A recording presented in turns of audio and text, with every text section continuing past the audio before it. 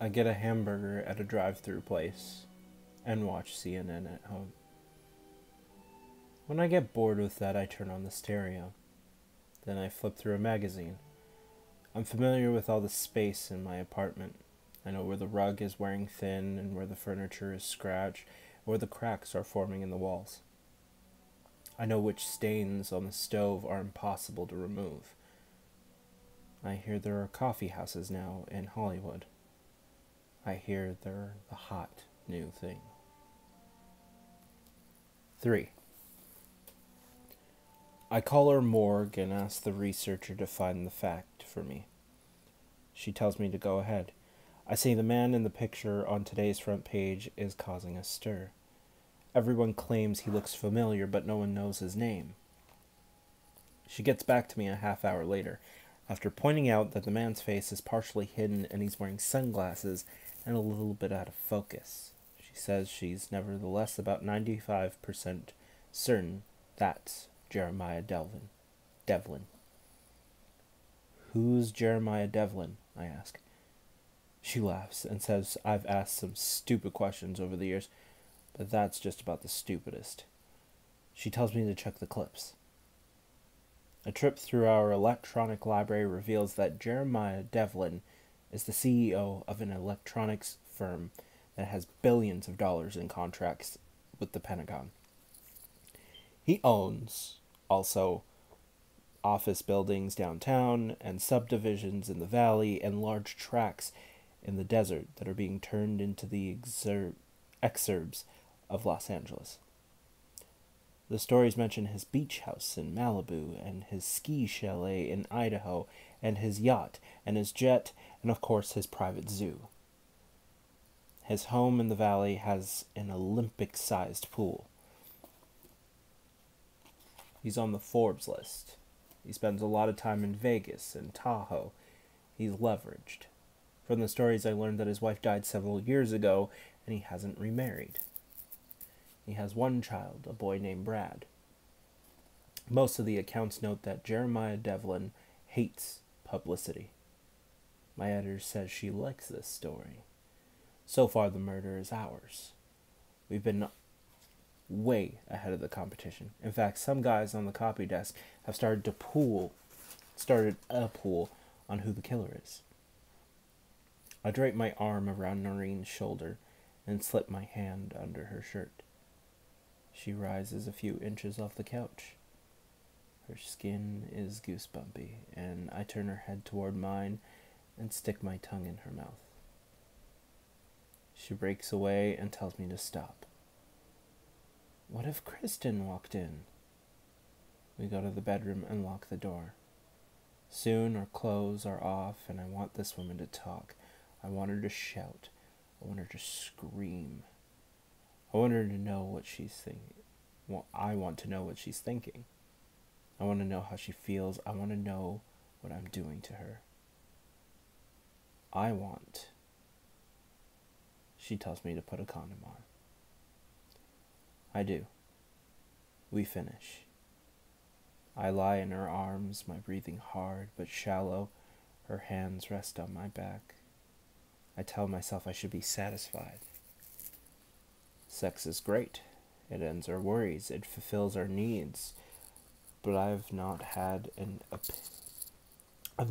epiphany, only a bit of a release. Nothing has changed. I'm left with myself and with her and with all the problems of our lives. Everything I've ever seen or read tells me it's supposed to be different in bed. Noreen says I'm heavy. The voice on the other end of the phone belongs to an African-American woman who sounds like she tolerates no nonsense from everyone. I tell myself this is a good quality in a teacher of 12-year-olds. She says she got my message about the handwriting, but the handwriting was so bad she couldn't tell what I wanted to talk about. In fact, she could barely make out the number. I ask if she remembers Megan Wright. I do, she says. I saw her picture in the paper and wondered if it was the same girl. If you don't mind my saying so, I don't have many Caucasians in my class. I ask if there was anything special about Megan that she can tell me. She says the girl liked animals. I ask if that was the most distinctive thing about her, and the teacher says it's what sticks in her mind. Of course it's funny what you remember. Sometimes you recall the most trivial things and forget what's important. I ask if she can think of anything that might have a bearing on Megan's death. She seemed preoccupied. What do you mean? Like there was something going on that was dominating her thoughts, something that was unrelated to anything in school. Did you ever ask her about that? Once I said to her, "Child, you're walking around like the weight of the world is on your shoulders."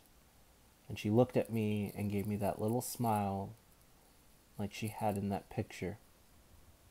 And she said, "Sometimes it is." Do you have any idea what she meant by that? Teaching is a hard profession, sir.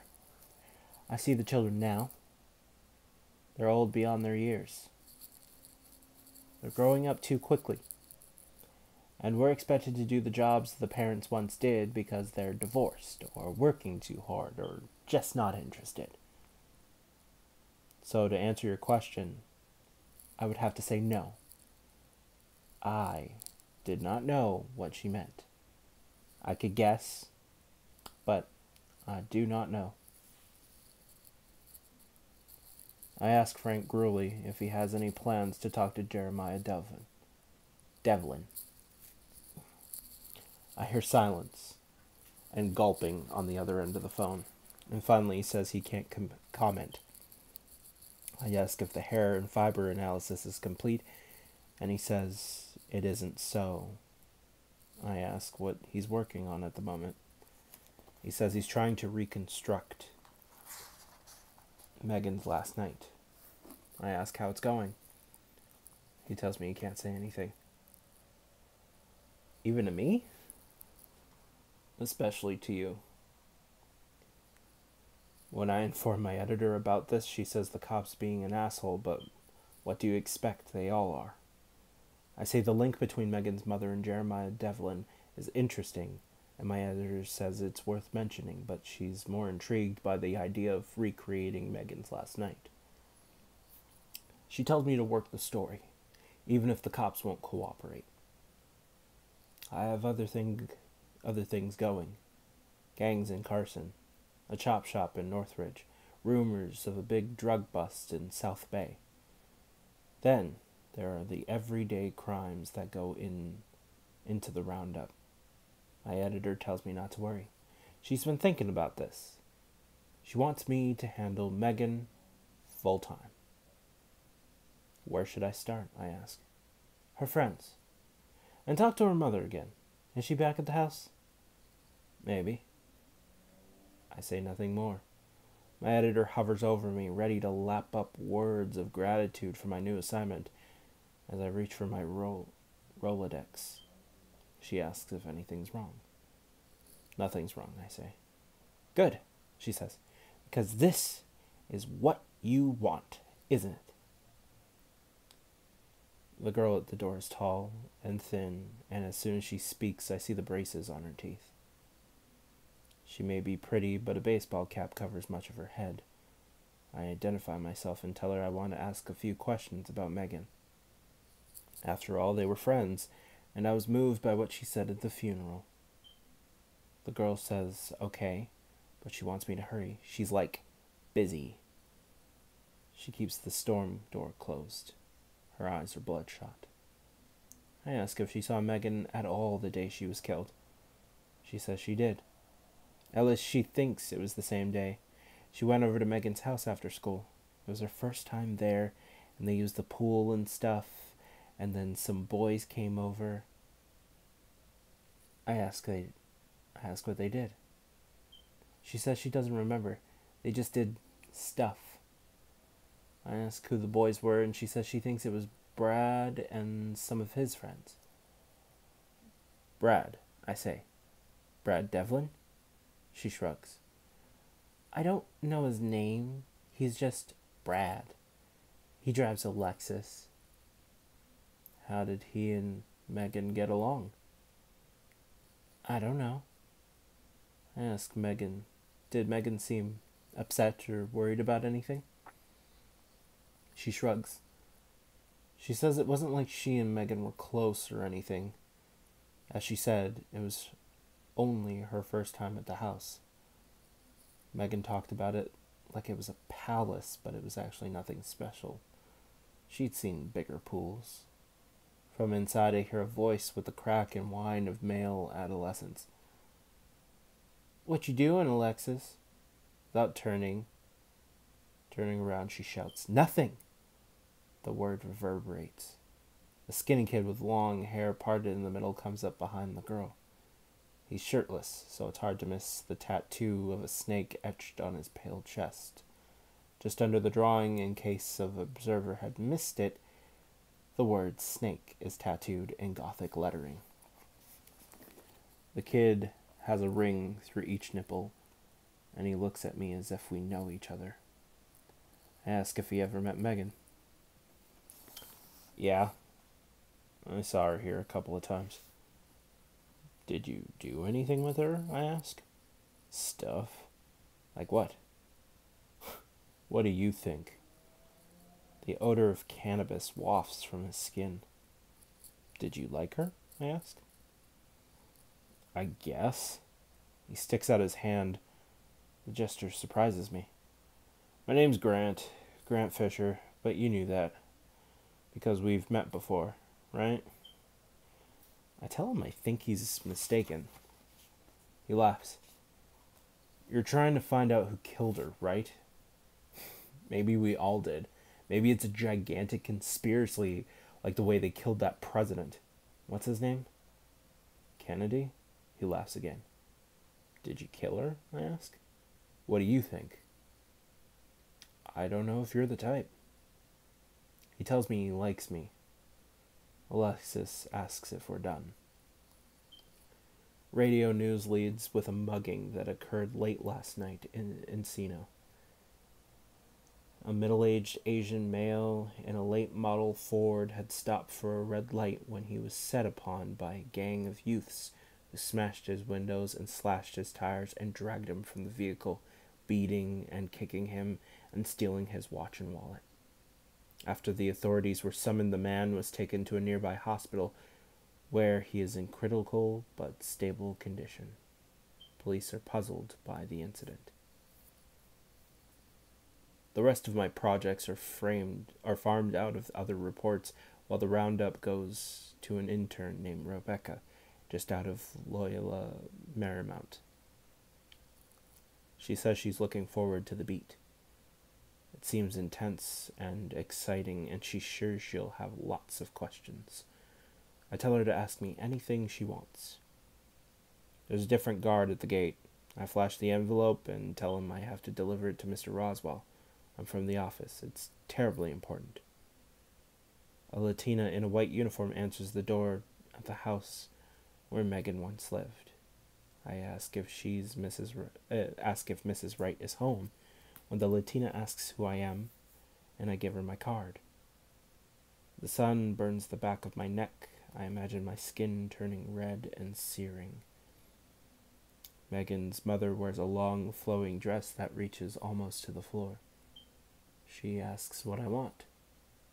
I say I have a few more questions. She says nothing. She stands with her arms at her side. I ask if she and Megan talked about anything the night she died. She says she didn't eat with her kids. As she told me before, she was out all day.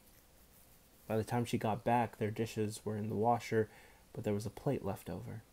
So she microwaved it and ate by herself and went to bed. I don't know if I believe this. A number of people have remarked on how calmly you've handled this. They say it's, well, unusual. I don't believe in flying to pieces, if that's what you mean.